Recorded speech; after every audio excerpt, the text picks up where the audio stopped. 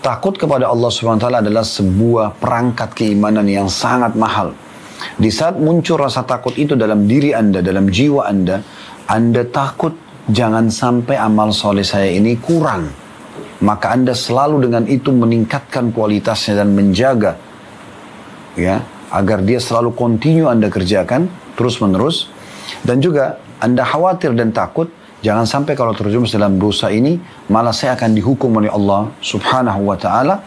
Maka ini sebuah karunia yang luar biasa. Allahu Rabbi wal Islam dini wa Muhammadan Rasulullah. Assalamualaikum warahmatullahi wabarakatuh. Alhamdulillah wassalatu wassalamu ala Rasulillah.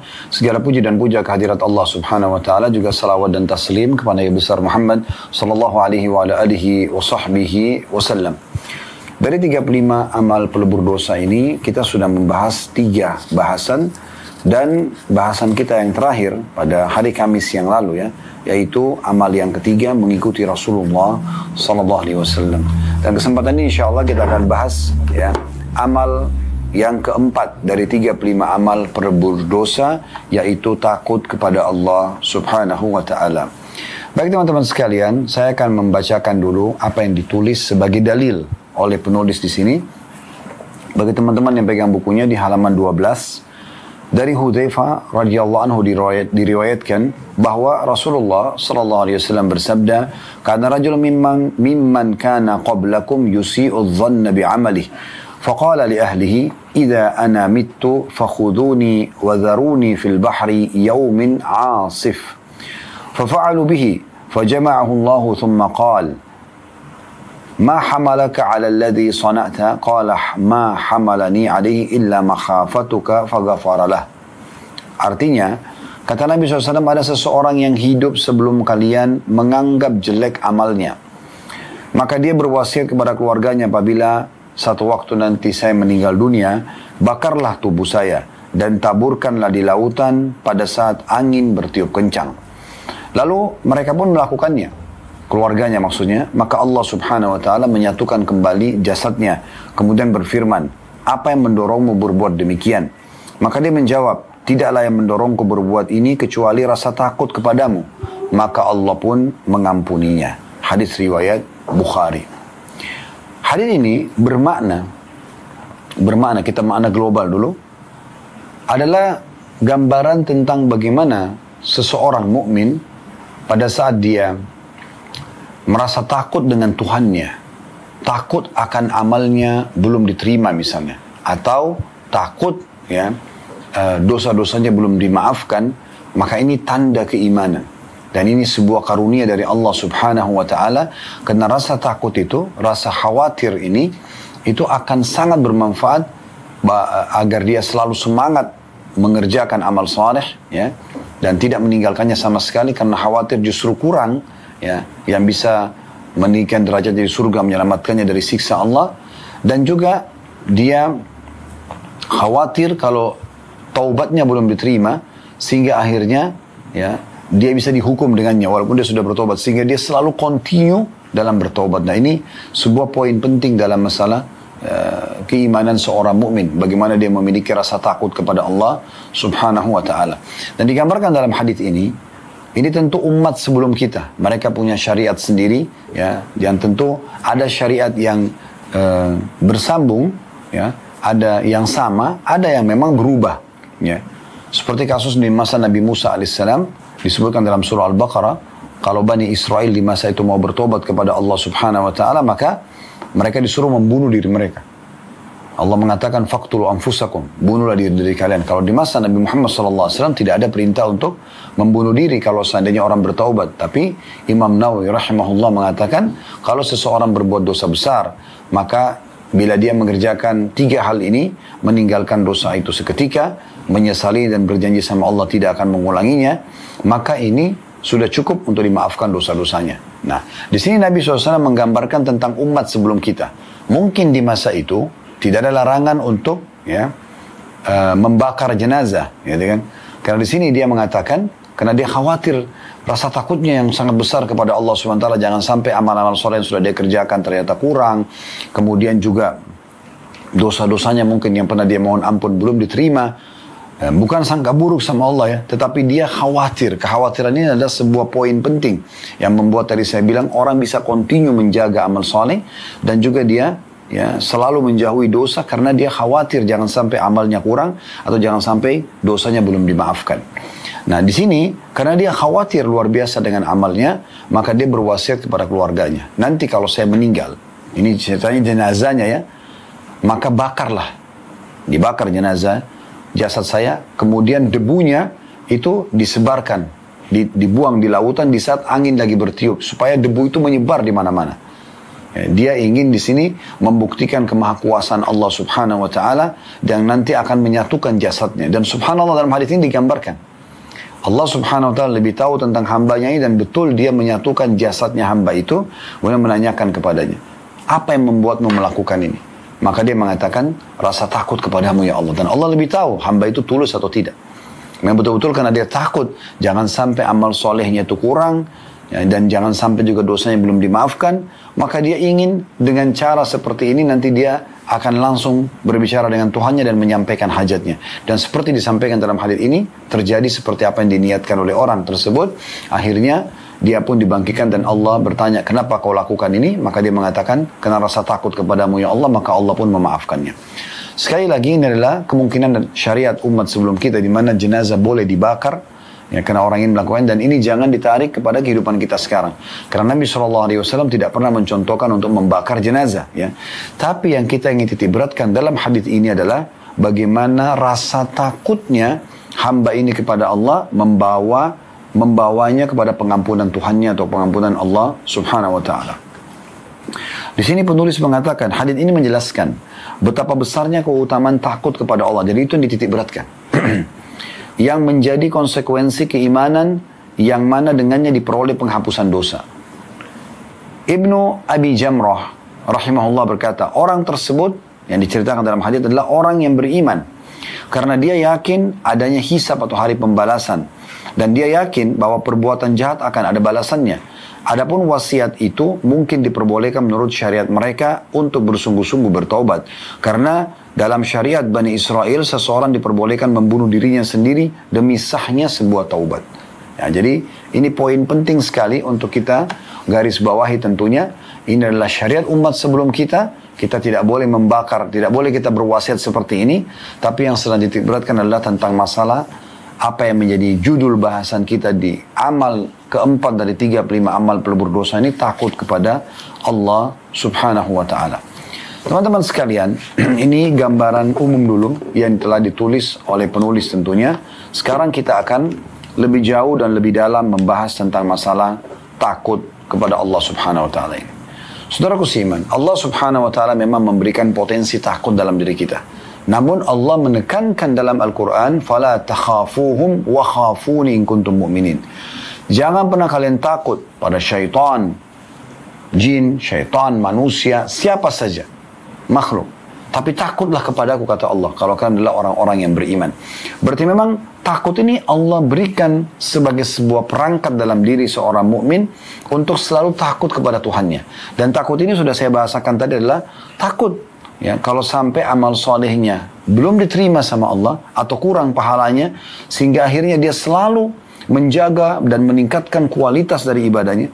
Juga dari sisi lain dia selalu khawatir kalau dosanya akan mendatangkan hukuman padanya atau tobatnya belum diterima, sehingga dia selalu continue dalam bertaubat. Ya, begitu juga dengan berdoa misalnya, dia selalu berdoa dengan harapan satu waktu Allah akan berikan jawabannya. Maka ini semuanya adalah bagian daripada perangkat keimanan. Ini satu hal yang luar biasa, di mana seorang muslim harusnya merasa ini adalah sebuah karunia yang besar. Jadi jangan sampai Anda karena takut mati, ya, takut nanti bagaimana di kuburan, ya, disiksa atau enggak misalnya, takut amal soleh kita kurang dari timbangan amal, takut nanti kita enggak masuk surga, takut masuk neraka. Ini semua bagian daripada keimanan. Oleh karena itu Allah Subhanahu Wa Taala menitipkan takut ini dalam diri kita, memberikan kepada kita agar kita gunakan sebaik mungkin hanya takut dan tunduk kepada Allah Subhanahu Wa Taala. Bahkan Allah seringkali menyentuh rasa takut ini kepada hamba-hambanya agar mereka tidak melakukan perbuatan dosa. Contoh misalnya, kalau setiap orang mau melakukan perbuatan dosa, apalagi kalau dosa besar, ingin mencuri, ingin berzina, ingin apa saja, ya, memfitnah, pasti Allah mulai memberikan kepada dia rasa khawatir atau rasa takut. Ketakutan ini sebenarnya adalah takut kepada Allah Subhanahu Wa Taala. Asalnya kan rasa takut itu takut kepada Allah Subhanahu Wa Taala. Maka di sini dia jadi takut. Takut nanti jangan sampai Allah buat orang-orang mengetahui perbuatannya. Takut nanti jangan sampai Allah hukum dia sehingga Allah permalukan misalnya melalui hamba-hambanya, melalui manusia. Maka ini adalah contoh ya bagaimana dalam diri kita memang ada rasa takut itu. Orang teman-teman sekalian makin mengenal Tuhannya, maka makin takut kepada Allah. Kalau Anda makin tinggi ilmu agamanya, ya, makin sering Anda praktekkan ilmu agama itu, maka rasa takut ini akan makin kental. Ya, akan makin kental. Dan ini membawa kepada kekhusyuan dan ketundukan kepada Allah Subhanahu Wa Taala yang luar biasa. Makanya para salafus saleh itu dinukil kisah luar biasa dari mereka. Bagaimana Hasan Basri rahimahullah pada saat melihat jenazah, beliau langsung spontan berzikir, memperbanyak zikirnya. Lalu ada yang menanyakan, wahai imam, kenapa anda berzikir? Lalu dia mengatakan kepada orang yang bertanya, berzikirlah. Karena yang sedang kita antar sudah tidak bisa berzikir. Langsung dia jadikan itu sebagai momen bagaimana dia bisa segera mendekatkan diri kepada Allah Subhanahu Wa Taala.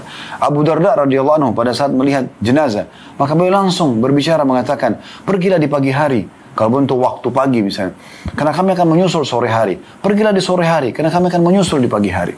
Ya, begitu juga banyak di antara ya ulama-ulama salafus saleh dulu, ada di antara mereka yang sampai pingsan pada saat melihat api unggun, lalu kemudian tubuhnya gemetar dan pingsan, ya. Ada bahkan di antara mereka yang sampai meninggal dunia karena rasa takutnya kepada Allah Subhanahu Wa Taala. Jadi memang makin dekat dengan Allah, makin tinggi ilmunya, makin kuat imannya, maka makin kuat juga rasa takutnya. Begitu mudah mereka meneteskan air mata karena Allah Subhanahu Wa Taala. Begitu mudah mereka meninggalkan perbuatan-perbuatan salah walaupun atau dosa, walaupun godaannya sangat besar, karena rasa takutnya kepada Allah Subhanahu Wa Taala. Oleh karena itu teman-teman sekalian, untuk memunculkan rasa takut ini makin kental, maka kita harus makin memperdalam ilmu agama dan juga makin banyak mempraktekkan dalam kehidupan kita, sehingga akhirnya sesuai dengan perkataan ulama, man kana billahi a'raf kana lillahi akhwaf. Ketahuilah, siapa yang paling mengenal Allah, maka pasti dia adalah orang yang paling takut kepada Allah Subhanahu Wa Taala. Ya. Asy-Syu'bi rahimahullah, seorang tabi'in, juga berkata, innamal alimu man yakhshallah. Ketahuilah, orang-orang berilmu itulah yang memiliki rasa takut kepada Allah Subhanahu Wa Taala. Ya, memang kita harus untuk mencegah rasa takut ini lebih kental lagi, supaya kita betul-betul selalu mengontrol amal soleh kita dan meninggalkan dosa. Harus kita lebih dekat kepada Allah Subhanahu Wa Taala. Baik teman-teman sekalian, di dalam statement yang lain ada yang menarik dari Abdullah bin Mas'ud radhiyallahu anhu, sahabat Nabi, mengatakan, kafa bi khasyatillahi ilman wa kafa bi'tirari atau bil iktirari billahi jahla, maaf saya ulangi ya, kafa bi khasyatillahi ilma, cukuplah rasa takut kepada Allah disebut ilmu, wa kafa bil iktirari billahi jahla, dan cukuplah ya, orang-orang yang lalai ya, atau terbuai ya, dengan karunia Allah dan dia lupa kepada Allah, maka disebut kebodohan ya. Ini disebutkan dalam Majmu' Fatwanya Ibnu Taimiyah rahimahullah. Dan Ibnu Taimiyah menanggapi berkata, dari statement Abdullah bin Mas'ud ini beliau mengatakan, wa idza kana ahlul khasyati humul ulama al-mamduhun fil kitab wa sunnah lam yakunu mustahiqina lidh-dhammi wa dhalika la yakunu illa ma'a fi'lil wajibat. Jika orang yang takut kepada Allah adalah para ulama, lalu mereka inilah yang terpuji dalam Al-Quran dan mereka pun tidak dicela, maka mereka lah yang biasa menjalankan kewajiban. Maksudnya adalah orang-orang yang berilmu dan juga mengamalkan amal-amal saleh itu, ya, ilmu itu, mengamalkan amal saleh, ilmu itu sebagai amal saleh, maka dia adalah orang yang paling takut kepada Allah Subhanahu Wa Taala. Lalu teman-teman Anda bertanya, kira-kira apa yang saya dapatkan kalau saya takut kepada Allah? Baiklah Ustaz, kami sudah faham misalnya takut kepada Allah Subhanahu Wa Taala itu akan mendatangkan tadi misalnya, jadi kita jadi lebih rajin beribadah dan lebih takut berbuat dosa. Oke, itu poin. Tapi ada nggak yang kami dapatkan di akhirat nanti? Ada. Anda akan mendapatkan kalau selalu mengikuti rasa takut ini ekstra istana di surga. Makanya Allah menjelaskan di dalam surah Ar-Rahman ayat 46, waliman khafa maqama rabbih jannatan. Dan bagi orang-orang yang takut ketika nanti menghadap Tuhannya di hari kiamat akan mendapatkan 2 surga. Jadi orang-orang mendapat 1 surga, tapi orang yang takut kepada Tuhannya ini akan mendapatkan 2 surga. Ibnu Katsir rahimahullah menyampaikan tentang tafsir surah Ar-Rahman ayat 46 ini. Seraya beliau mengatakan, siapa yang takut kepada Allah, ya, atau siapa yang takut pada maqam Rabb-nya, maksudnya kedudukan Tuhannya, maka kelak di hari kiamat, ya, dia akan mendapatkan, ya, karunia 2 surga. Dan Ibnu Katsir mengatakan, dengan takut kepada Allah maka dia menahan hawa nafsunya. Dia tidak akan melampaui batas, maksudnya mengulang-ulangi dosa misalnya. Dia juga, ya, tidak akan mementingkan urusan dunia. Yang penting adalah akhirat, tidak mengejar dunia berlebihan. Ya. Kemudian juga dia menjalankan kewajiban dan meninggalkan larangan. Dengan rasa takut itu akan muncul semua itu. Dan pasti dia akan mendapatkan 2 istana di surga. Ya. Dinukil dari kisah atau dari hadis, ya, bukan kisah tapi dari hadis Abdullah bin Qais radhiyallahu anhu dari Rasulullah sallallahu alaihi wasallam, beliau bersabda mengenai surah Ar-Rahman ayat 46, ya.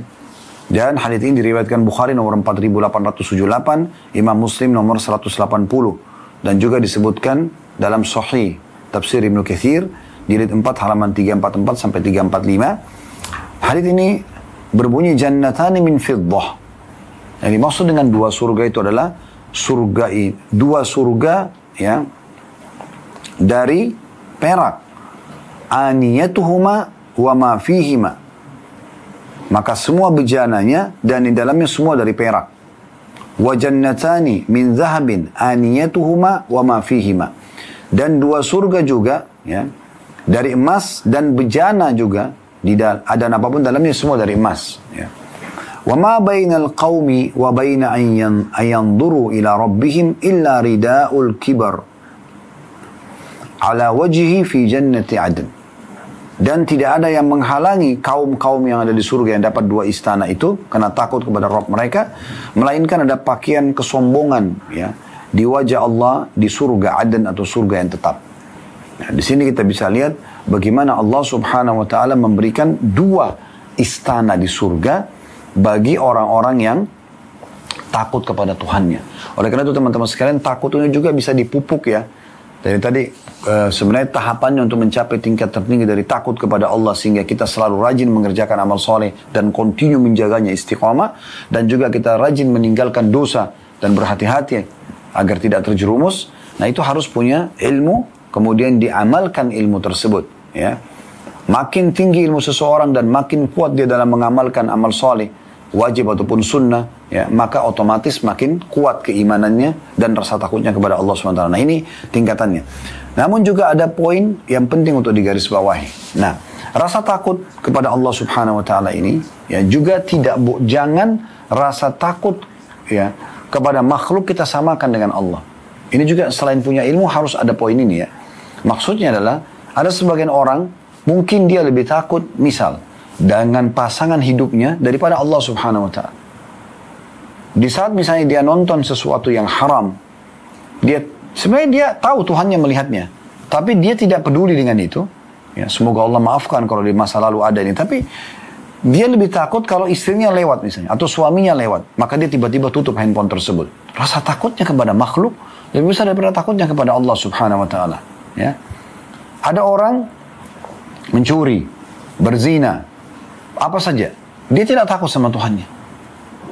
Kenapa? Karena kurangnya ilmu, dan dia coba memunculkan dan dia menerima bisikan syaitan agar dia lebih takut kepada makhluk. Jadi rasa takut yang dibisikkan itu, nanti kalau orang ini tahu kamu pencuri, maka mungkin dia tidak akan pekerjakan misalnya. Jadi arahnya ke situ, bukan justru lebih takut kepada ancaman Allah Subhanahu Wa Taala. Nah, ini nanti akan merusak rasa takut yang sebenarnya. Ya. Juga poin penting yang harus digarisbawahi dalam masalah ini, syaitan selalu menakut-nakuti. Dia mau tunggangi rasa takut kita itu. Sebagaimana Allah Subhanahu wa taala menyebutkan, "Inna dzalikumus syaitanu yukhawifu awliya'a." Jadi kalau orang mau jihad, orang mau sedekah, orang mau apa saja melakukan perbuatan yang butuh keberanian, ya. Misalnya dia sedekah keberanian untuk melawan, mungkin dia pas-pas tapi dia keluarkan sedekah itu. Atau jihad berperang di jalan Allah, atau bangun sholat malam sementara mungkin dia masih mengantuk. Misal contoh, ya. Maka semua itu pada saat dia melawannya dan dia berusaha untuk ya bangun karena Allah Subhanahu wa taala, dia kerjakan karena Allah Subhanahu wa taala, maka akan aman. Tapi syaitan menakut-nakutinya. Nanti kalau kamu jihad, istrimu akan nikah sama siapa, gitu kan. Misal, bagaimana kalau anggota tubuhmu cacat? Bagaimana kalau kau ditawan oleh musuh? Yang ditakut-takuti itu semua. Sampai kata Nabi SAW, kalau orang mau berjihad, ya, kemudian dia ditakut-takuti oleh syaitan, tapi dia tetap melaksanakannya, tetap dia pergi sampai dia mati syahid, maka baginya surga. Kan begitu. Begitu juga orang kalau mau sedekah, ditakut-takuti. Nanti kamu mau makan apa? Kamu lebih perlu. Nanti ada gini dan gitu. Sehingga dia tidak bersedekah. Juga dengan sholat malam. Tidurlah. Lebih baik tidur. Mungkin butuh istirahat. Tubuh butuh ini dan segala macam. Padahal sebenarnya hak Allah Subhanahu wa taala ada di sana.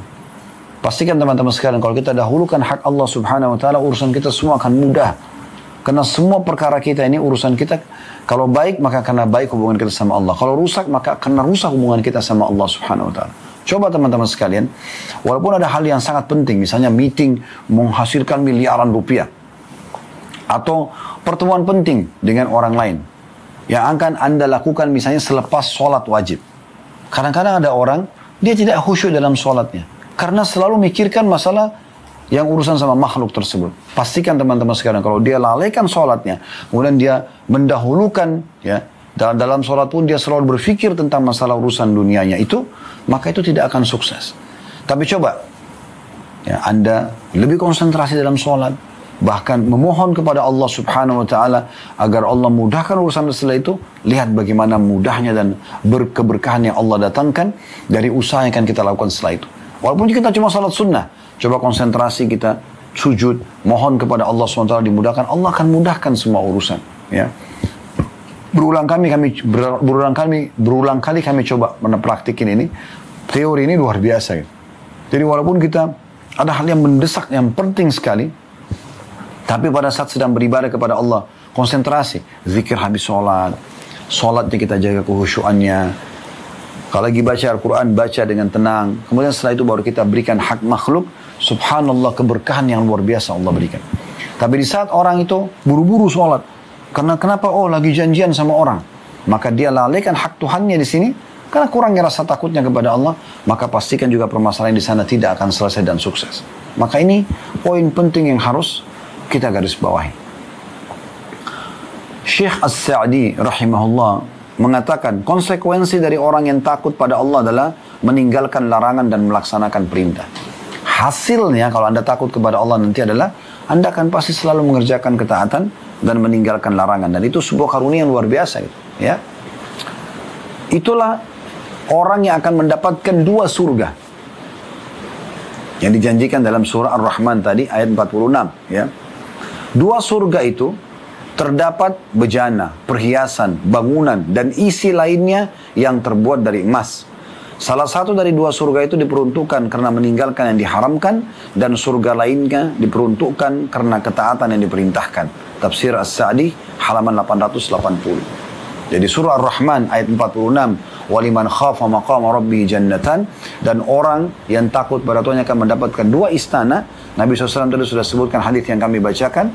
Ada istana yang Allah berikan dari emas, dari perak, dan semua dalamnya, semua perabotnya dari perak. Dan ada juga istana emas, semuanya perabotnya dan apapun dalamnya dari emas. Maka ini akan diberikan oleh Allah Subhanahu wa taala kepada orang yang takut kepadanya.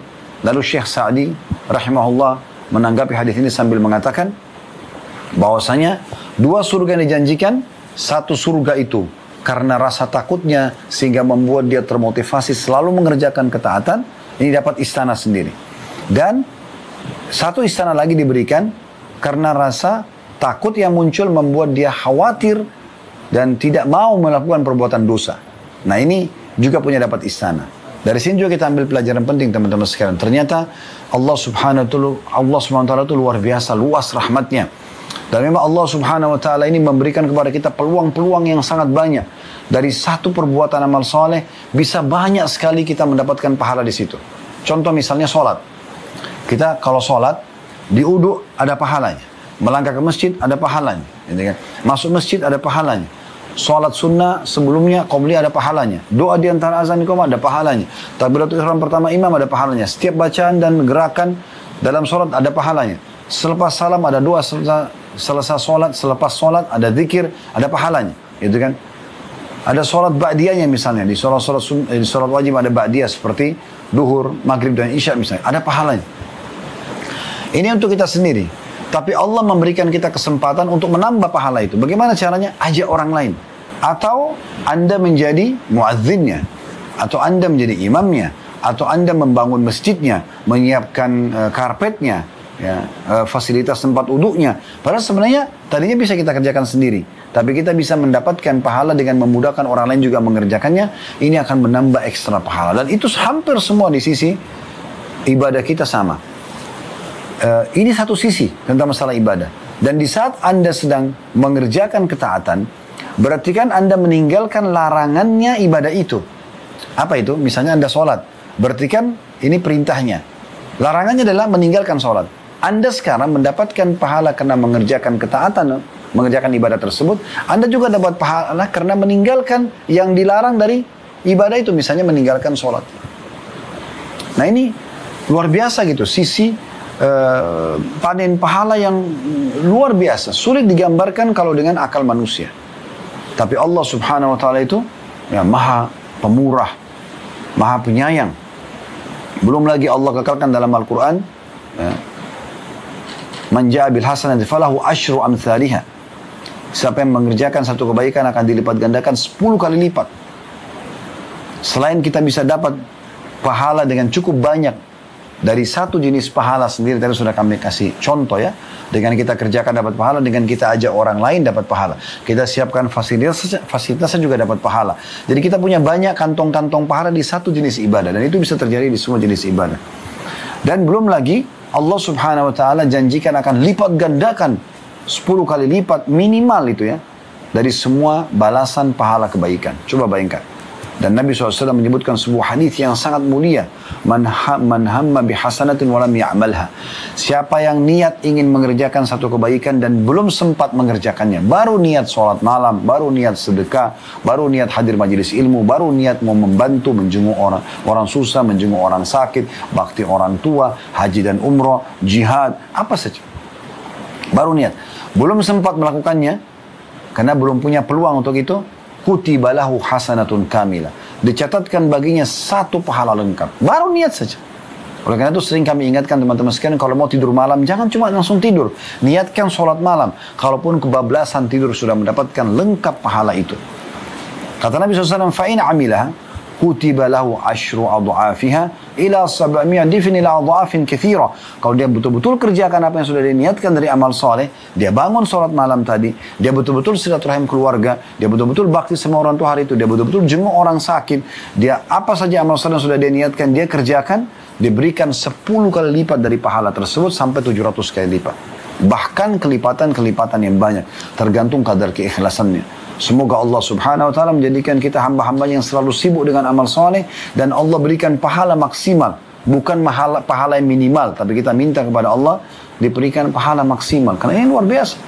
Lalu kata Nabi SAW, sebaliknya, waman hamma bisayyi'atin walam ya'malha kutiba lahu hasanatun kamilah. Siapa yang niat mengerjakan satu perbuatan dosa, niat ingin berzina, niat ingin berbohong, menipu dan segala macam, lalu dia batalkan karena Allah, dicatatkan baginya satu pahala. Berarti kan ada sumber pahala dari amal soleh yang kita kerjakan, ada sumber pahala dari pembatalan dosa. Yang itu. Nah ini tadi yang kita jelaskan itu. Kemudian kata Nabi SAW, wa in amilah kutiba lahu sayyi'atun wahidah. Dan kalau dia kerjakan dosa itu hanya dicatatkan baginya satu dosa saja. Karunia apa lagi teman-teman sekalian yang kita harapkan lebih daripada ini dari Allah subhanahu wa ta'ala. Apalagi memang Allah dasarnya memberikan lebih banyak daripada itu. Sampai Allah mengatakan, wa in ta'uddu ni'matallahi la tuhsuha. Kalau kalian ingin menghitung-hitung ya rezeki atau karunia dari Allah, maka kalian tidak akan mampu menghitungnya. Baik teman-teman sekalian, kita melanjutkan sisa bahasan kita berhubungan dengan masalah takut kepada Allah subhanahu wa ta'ala. Kembali saya ingatkan lagi apa yang kita sudah singgung di sesi awal tadi dari materi kita. Takut kepada Allah subhanahu wa ta'ala adalah sebuah perangkat keimanan yang sangat mahal. Di saat muncul rasa takut itu dalam diri Anda, dalam jiwa Anda takut jangan sampai amal soleh saya ini kurang. Maka Anda selalu dengan itu meningkatkan kualitasnya dan menjaga ya agar dia selalu continue Anda kerjakan terus menerus. Dan juga Anda khawatir dan takut jangan sampai kalau terjerumus dalam dosa ini malah saya akan dihukum oleh Allah subhanahu wa ta'ala. Maka ini sebuah karunia yang luar biasa. Bilal radhiyallahu anhu, Abu Darda radhiyallahu anhu, dan hampir mayoritas sahabat. Kalau kita nukil kisah-kisah di hari wafatnya, menjelang wafat mereka, umumnya mereka ditanya, apa yang Anda khawatirkan? Umumnya mereka mengatakan, dosa dan perjalanan masih jauh. Kok bisa?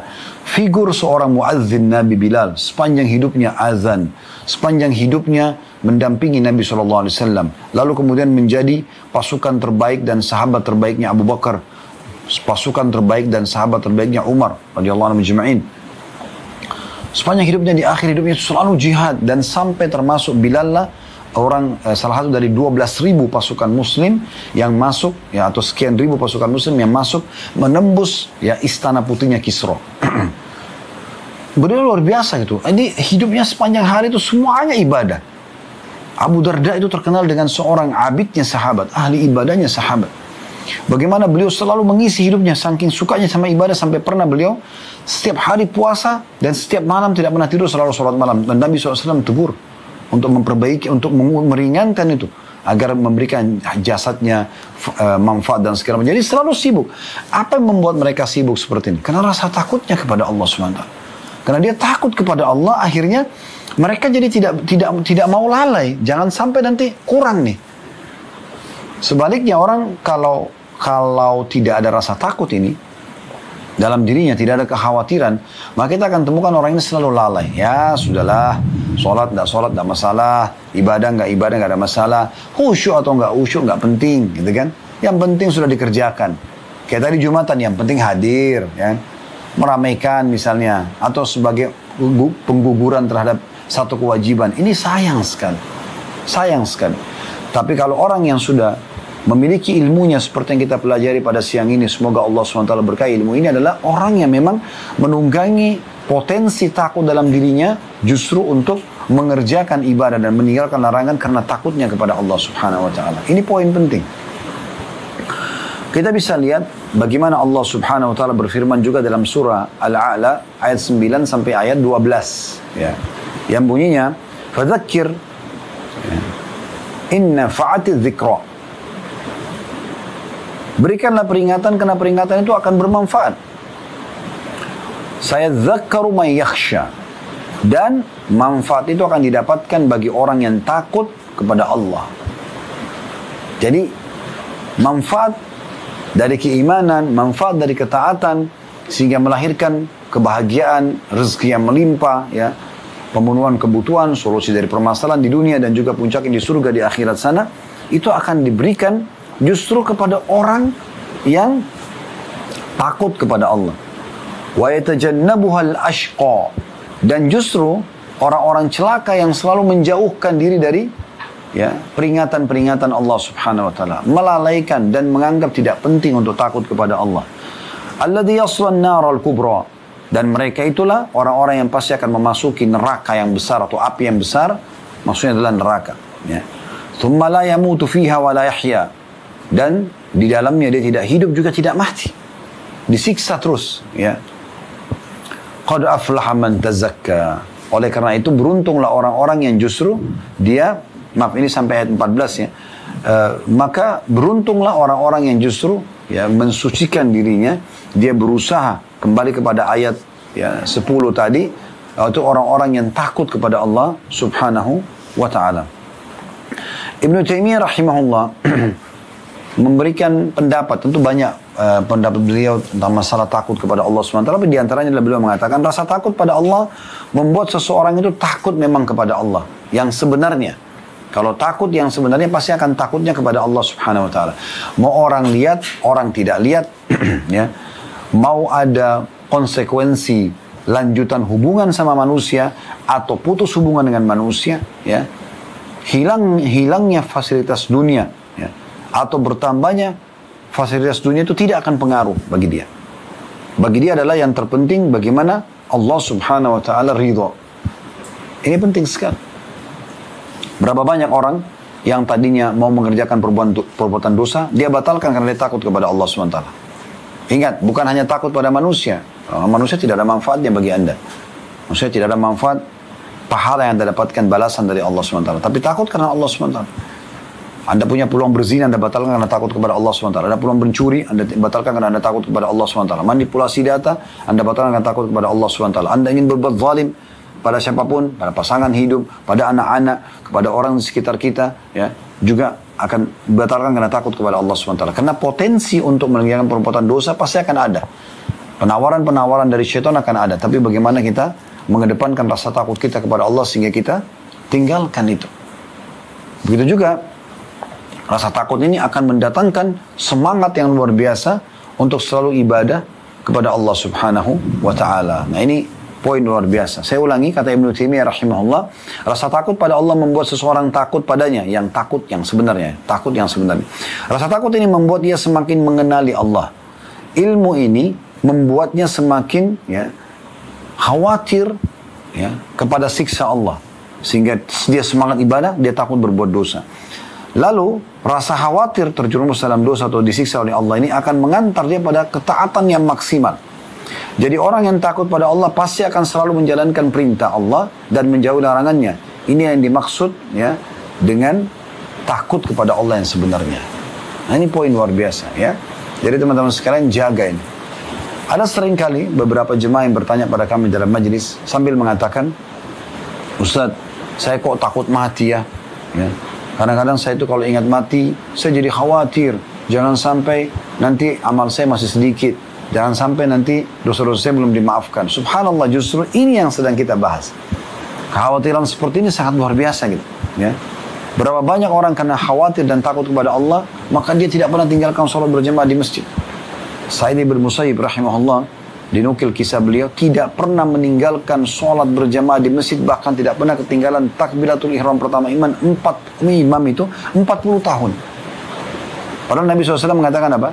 Siapa yang tidak ketinggalan takbiratul ihram imam, ya, takbiratul ihram imam 40 hari saja, maka dipastikan dia akan selamat dari kemunafikan dan selamat dari neraka dan kemunafikan.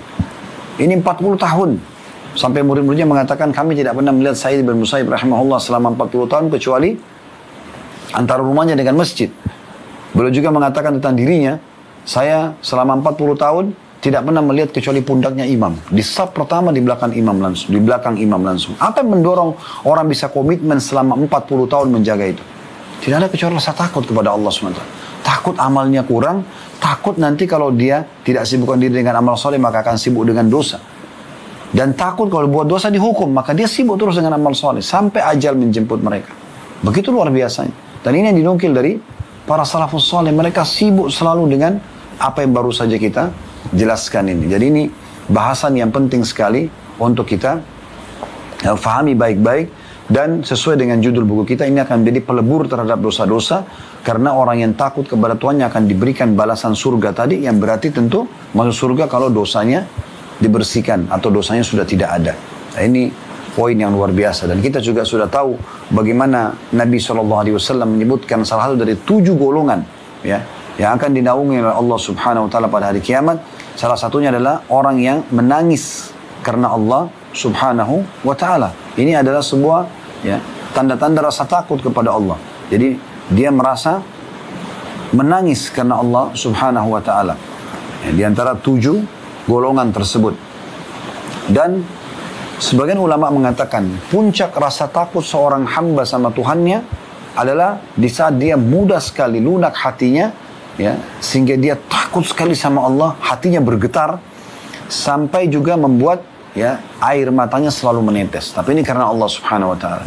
Makanya Allah sebutkan di dalam surah Al-Anfal surah nomor 8 ayat 2, gabungan antara kedua ini. Hatinya bergetar dan akhirnya air matanya menetes. Ya, surah Al-Anfal ayat 2. Bunyinya innamal mu'minuna alladzina idza dzukirallahu wajilat qulubuhum wa idza tuliyat 'alaihim ayatu zadatuhum imanan wa 'ala rabbihim yatawakkalun. Sesungguhnya orang-orang mukmin, sesungguhnya orang-orang yang beriman itu ialah mereka yang bila disebut nama Allah gemetarlah hati mereka. Dan apabila dibacakan ayat-ayatnya bertambahlah iman mereka dan hanya kepada Tuhan mereka lah mereka bertawakal. Ibnu Katsir rahimahullah menyebutkan tentang tafsir surah Al-Anfal ayat 2 ini. Ini adalah sifat orang beriman yang sebenarnya. Jadi kalau sudah sampai pada tingkat level luar biasa rasa takutnya kepada Allah SWT, maka akan gemetar hatinya. Jadi kalau Anda dengar ayat Al-Quran, melihat fenomena alam, banjir, gempa, atau ada jenazah depan mata Anda, orang tabrakan, meninggal depan mata Anda, Anda tidak tersentuh sama sekali. Ini berarti ada hal yang ada masalah di sini ya dengan keimanan Anda. Tapi di saat Anda melihat fenomena seperti ini dan Anda tiba-tiba jadi takut kepada Allah, gemetar hati kita, ketakutan. Jangan kita langsung membayangkan bagaimana kalau kita yang menjadi jenazah tersebut. Ya. Maka ini adalah tanda keimanan, ini puncaknya. Maka hati bisa gemetar dan air mata bisa menetes. Ya. Ibnu Katsir rahimahullah mengatakan ini adalah sifat orang beriman yang sebenarnya, yaitu ketika mengingat Allah hatinya menjadi takut atau gemetar sehingga dia mengerjakan perintahnya dan meninggalkan larangan-larangannya. Sufyan ats-Tsauri rahimahullah mengatakan bahwa dia mendengar As-Su'di berkata tentang ayat ini, orang yang disebut dalam ayat ini adalah orang-orang yang berbuat zalim atau ingin bermaksiat. Lalu ada yang mengatakan juga bertakwa pada Allah, maka hatinya takut gemetar. Maksudnya, ada juga yang mengatakan makna ayat ini, ya, adalah orang-orang yang tadinya mau berbuat dosa, tapi karena dia takut kepada Allah, gemetar hatinya. Bisa juga makna itu.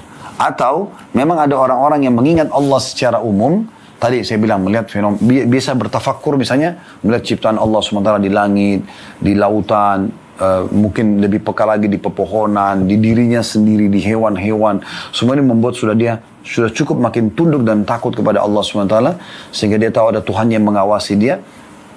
Atau memang hal-hal yang lain, yang peringatan dari Allah, banjir, gempa tadi, ya bencana alam, membuat dia makin takut kepada Allah Subhanahu wa Ta'ala.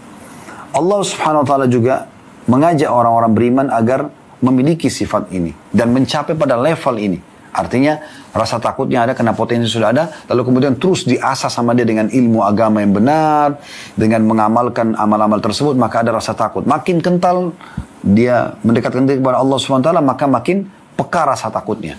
Dan Allah mengingatkan bagi orang-orang yang belum tersentuh sampai ke level itu dalam surah Hadid, Al-Hadid, surah nomor 57 ayat 16. Alam ya'ni alladhina amanu an takhsha'a qulubuhum li dzikrillah.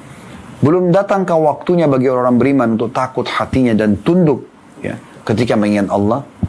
Jadi ini Allah SWT ingatkan, dan ini ayat yang membuat Fudail bin Iyad rahimahullah, seorang ulama tabi'in, sadar dari sifat perampoknya atau kebiasaan merampoknya, atau jadi preman jalanan ya, orang yang suka mengganggu orang lain dengan merampok dan merampas harta mereka. Tobat justru kena mendengarkan ayat ini. Ya. Bagaimana? Kapan? Lalu sampai kapan kita mau lalai? Ya. Juga Allah Subhanahu Wa Taala menyebutkan di dalam surah Al-Maidah surah nomor 5 ayat 83 tentang masalah orang-orang yang takut hatinya ini. Kalau mereka mendengar firman Allah, peringatan-peringatan sampai kepada mereka dari Rasulullah SAW, hati mereka lunak dan akhirnya mata mereka meneteskan air mata. Allah menggambarkan tentang An-Najashi rahimahullah. Ya. Beliau adalah seorang raja di Ethiopia di masa Nabi SAW, dari agama Nasrani masuk Islam, gitu kan? Dan akhirnya meninggal dalam keadaan Islam, dan Nabi SAW salatil ghaib, beliau salat ghaib di kota Madinah karena di Ethiopia tidak ada yang salat, gitu kan? Dia menyembunyikan keislamannya. Di awal beliau mendengarkan, An-Najashi mendengarkan ayat-ayat Al-Quran yang turun kepada Nabi SAW melalui lisan Ja'far bin Abi Thalib radhiyallahu anhu, kakak kandungnya Ali bin Abi Thalib, lebih tua sekitar 10 tahun dari Ali, yang menjadi pemimpin daripada muhajirin, sahabat yang hijrah dari Mekah menuju ke Ethiopia. Ayat itu berbunyi dalam surah Al-Maidah ayat 83, wa idza sami'u ma unzila ila ar-rasuli tara a'yunum tafidu minad dam'i mimma arafu minal haqq yaqulun rabbana amanna faktubna ma'asy syahidin.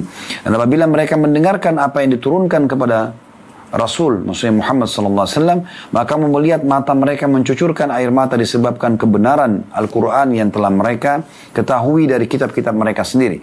Seraya mereka berkata, ya Tuhan kami telah beriman, maka catatkanlah kami bersama dengan orang-orang yang memberikan kesaksian tentang Al-Quran ini dan juga risalah Nabi Muhammad SAW.